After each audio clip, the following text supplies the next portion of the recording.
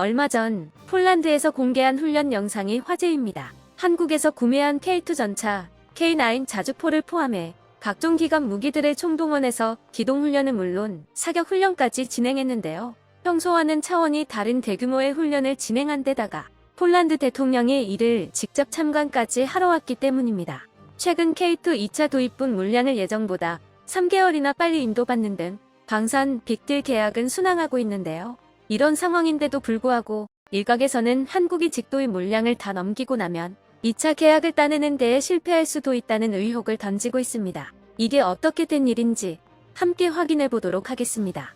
최근 한 소셜미디어 계정에서는 폴란드 병사들이 한국 무기로 훈련을 진행하고 있는 사진과 영상이 올라왔습니다. 30일과 31일 양일간 진행된 이 훈련에선 폴란드로 수출된 K2 전차의 첫 실사격이 진행될 예정으로 알려져 있었는데요. 폴란드 북동쪽의 오르지스 훈련장에서 실시된 이 훈련에서는 K2뿐만 아니라 K9의 실사격 훈련 역시 병행되었습니다. 이 계정에서는 폴란드 16기갑 사단 부대원들이 K2 전차 실사격을 위한 마지막 준비를 하고 있다는 코멘트와 함께 장병들이 한국산 훈련탄을 K2 전차에 수납하는 사진을 올렸습니다. 이 훈련탄들의 사진을 자세히 보면 전차포용 예광탄이나 풍산 M256 직사포용 등 한글 프린팅까지 보이는데요. 한국에서 K2 전차와 함께 막 공수해온 따끈따끈한 전용탄이라는 것을 알 수 있습니다. 이 뒤로도 훈련을 준비하는 사진이 속속 올라오면서 마리우시 부어슈차크 폴란드 국방부 장관과 안제이 두다 폴란드 대통령까지 이 실사격 훈련에 참관하러 온다는 소식을 전했습니다.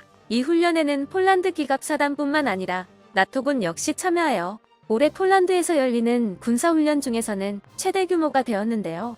단순히 훈련장 안에서 이루어지는 훈련을 넘어 적침에 의해 우발적으로 생성되는 전장에서 임무를 수행할 수 있도록 행정당국과 협력한 군, 병력의 기동에 중점을 두고 진행됐습니다. 현지 매체는 K9 자주포의 화력 지원을 받아 K2 전차로 전선을 구축하는 기본적인 연계에 더불어 해군이나 공군과의 유기적인 합동 작전 능력을 과시하는 훈련이 될 것이라고 밝혔습니다. 거의 전군이 동원되는 대규모 훈련인 만큼 훈련에 참관하는 안제이 두다 대통령은 이 자리에서 공식적으로 군발전의 주요 방향을 발표했다고 하는데요. 이는 2039년까지의 장기적인 계획으로 폴란드 군대의 재건 및 기술 현대화에 대한 세부 지침을 K2와 K9에 세워놓은 앞에서 설명했습니다.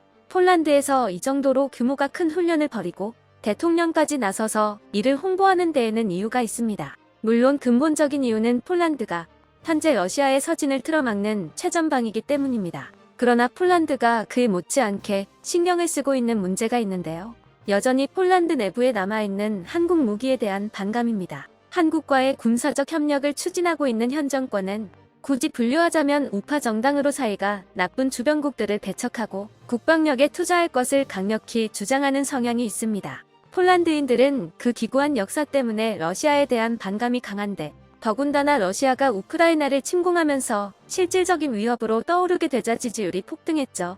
그 지지율을 바탕으로 앞으로도 한동안은 정권을 지킬 수 있을 것으로 관측되고 있는데요. 문제는 이에 동의하지 않는 야당 지지자들도 적지 않으며 같은 우파 내에서도 한국이라는 외세에 너무 의존하는 것이 아니냐는 목소리가 나오고 있다는 것입니다. 게다가 한국 무기가 들어오면서 시장을 빼앗긴 폴란드 내 유럽계 방산 관계자들도 이들의 목소리에 힘을 보태고 있죠.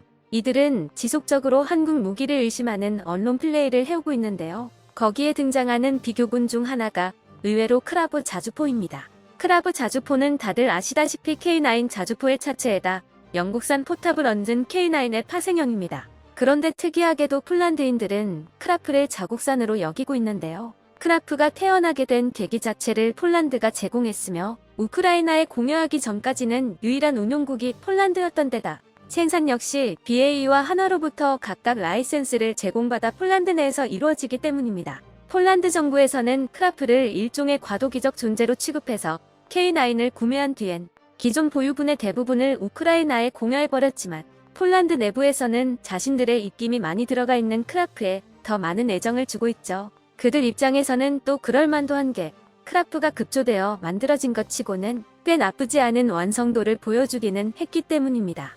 포탑과 차체부터가 전혀 다른 DNA에서 만들어진 것인데도 여기에 더해 방호장치, 화재 진압장치, 전자장비, 직사 조준경, 심지어는 폴란드산 사통장치까지 조화롭게 통합시켜놨죠. 폴란드 입장에서는 크라프가 자주 국방의 첫 발판과도 같은 존재인 것입니다. 하지만 이런 논의에서 흔히 뒷전으로 물러나는 요건이 있죠. 바로 가격입니다. 크라프의 가격은 K9 대비 최소 1.5배에서 많으면 2배까지도 됩니다. 어느 나라에서나 실제 운용하는 군이나 실제 구매 계약을 하는 정부에 속하지 않는 제3자들은 그냥 더 강하고 멋있는 무기를 원할 뿐이고 실용성이나 금전적 문제 같은 건 신경 쓰지 않곤 합니다. 얼마를 들여서 어디에다 쓰는지보다 우리나라에 이렇게 대단한 무기가 있다는 사실을 원하기 때문입니다. 그런 사람들이 폴란드에도 있었고 이들의 목소리가 폴란드 내 방산 관계사들의 언론 플레이를 통해 증폭되면서 마치 이게 폴란드가 당장 목전에 두고 있는 심각한 문제인 것처럼 비춰지는 것인데요. 이런 분위기가 언론에 보도되고 한국으로 전해지면서 다소 와전되어 심지어는 K9의 2차 계약이 무산될 위기에 처했다는 루머까지 퍼졌습니다. 이는 내용이 자극적일 뿐이고 현지의 일부 여론 외에는 별다른 근거가 갖춰지지 않은 엉터리 주장입니다. 당장 크라프의 포탑은 BA사에서 단종시킬 예정이고 하나도 현지에 생산 기지가 생기는데 굳이 크라프의 차체 라이센스를 별개로 유지해줄 이유가 없습니다. 이들의 주장대로 K9의 2차 계약이 물거품이 되고 폴란드가 앞으로도 크라프를 사용하려고 해도 자기들끼리는 만들 방도가 없는 것입니다. 이 문제들을 해결하는 논거가 없다면 폴란드가 K9 계약을 폐기한다는 주장은 그냥 폴란드가 자주포 없이 러시아와 맞선다고 하는 것과 마찬가지입니다. 코앞의 침략자 때문에 국가의 명운이 경각에 달려있는 폴란드가 그런 말도 안 되는 선택을 할 턱이 없죠. 당연히 이런 루머가 퍼지든 말든 폴란드와의 협력은 순조롭게 진행되고 있습니다. 지난 3월 초에는 K2 전차의 현지 생산 업체가 선정됐습니다. 레오파르트 시리즈의 창정비 및 개량, 차륜형 장갑차의 생산 경력이 있는 폴란드 현지 군수업체 WZM사가 선정됐는데요. 이를 기념하는 자리에는 마리우시 부와슈차크 국방장관을 비롯한 폴란드군의 핵심 인물들이 동석하기도 했습니다. 그리고 이 자리에서 K2 전차가 시간이 지남에 따라 폴란드뿐만이 아니라 더 많은 나토의 군대에 판매될 수 있을 것이라 확신한다며 공개적인 지지선언을 하기도 했죠. 지난주에는 북동부 벵고르제보에 주둔하고 있는 제11포병연대에서 K9 자주포의 운용자 교육이 진행됐습니다. 개발사인 한화 에어로스페이스의 직원들이 직접 부대를 찾아 폴란드 군인들에게 2주 동안 K9의 운용 및 유지 보수 노하우를 하나부터 10까지 가르쳐줬다고 하죠. 여기 참여한 한화 에어로스페이스의 개발자들은 여독과 경무로 지쳐서 초췌한 낯빛을 띠고는 있었지만 폴란드 포병들을 바라보는 눈빛만은 빛나고 있었습니다. 폴란드는 현재 한국 외에도 미국 등 여러 나라에서 무기를 사모으고 있는데 지금으로선 한국만큼 순조롭게 납품이 지켜지고 있는 나라가 없습니다. 폴란드 측에서도 어느 정도의 지연은 감안하고 있었던 터라 한국의 철저한 납기 준수는 폴란드군이 생각보다 여유롭게 전력을 확충할 수 있는 계기가 되었습니다. 폴란드는 올 8월 미국으로부터 구매한 에이브람스 전차가 인도되면 비로소 육군의 새로운 전차 병력 편제가 가능해집니다. 그래서 8월 15일에는 폴란드 육군의 날에 맞춰서 에이브람스와 K2, K9까지 참여시켜 기갑 전력을 과시하는 열병식을 열겠다고 밝혔는데요. 열병식 후 얼마 지나지 않아서는 에어쇼를 개최해서 한국으로부터 최초로 인도받은 FA-50GP가 폴란드 공군 라운드를 날개에 새기고 첫 비행을 선보일 예정입니다. 한국과 맺은 계약이 위태롭다면 이런 계획이 세워질 턱이 없겠죠. 이번에 폴란드가 대규모 훈련을 하면서 국방부 장관 등 군의 유력 인사도 모자라서 대통령까지 등판에 참관에 나선 것은 이러한 자잘한 논란을 종식시키기 위함이라는 분석도 있습니다. 멀쩡하게 잘만 진행되는 사업을 흔들 만한 목소리를 직접 나서 처리하겠다는 것이죠. 최근 들어 놀라운 성장을 보여주고 있는 한국 방산.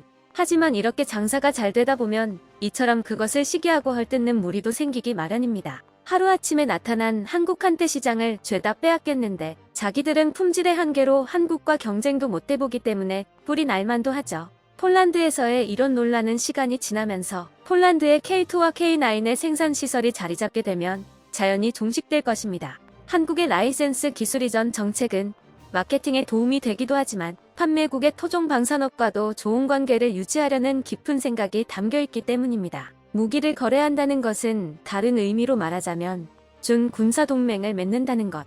기술 유출의 우려가 꾸준히 언급되는데도 한국이 무기 수출국한테 적극적으로 라이센스를 추천하는 것은 동맹의 민심을 등지지 않으려는 배포인 것이죠. 아직 폴란드 내부에서는 한국의 속내를 알아주지 못하는 사람들도 있는 모양이지만 조만간에는 이 뜻이 전해지기를 기원해 보겠습니다. 끝까지 시청해주셔서 감사합니다. 도움이 되셨다면 좋아요를, 다른 이야기도 궁금하시면 구독을 눌러주세요.